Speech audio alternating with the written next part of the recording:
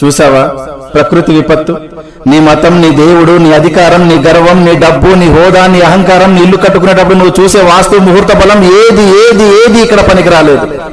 గుళ్ళు, గోపురాలు, మసీదులు, చర్చిలు దేనికి మినహాయింపు లేదు. రాజు బంటు అనే తేడా లేదు.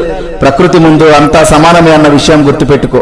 వాస్తవానికి ఒక పేదవాడు ఇల్లు కూలితే మహా అయితే చిన్న చిన్న గాయాలు మాత్రమే. అదే ధనవంతుడు ఇల్లు కూలితే కనీసం శవం కూడా దొరకదు. ఇది గుర్తుపెట్టుకో.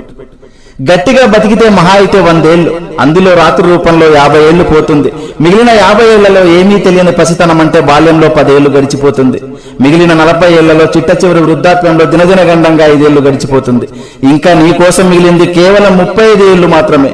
ఈ 35 ఏళ్లలోనే నీ చదువు, నీ సంపాదన, నీ కుటుంబ బాధ్యత, బంధాలు, బంధుత్వాలు అన్నీ చూసుకోవాలి. కాబట్టి జీవితం చాలా చిన్నది. ఇది తెలియక కులాలు, మతాలు, పార్టీలు అనే పగలు ప్రతీకారాలతో రగిలిపోతున్నారు. ఇది వద్దు. సాధ్యమైనంత వరకు నీ శక్తి మేరకు నీ సమాజానికి నీకు గుర్తుగా ఏదో ఒక మంచి పని చేసే వెళ్ళిపోదాం. Thank you.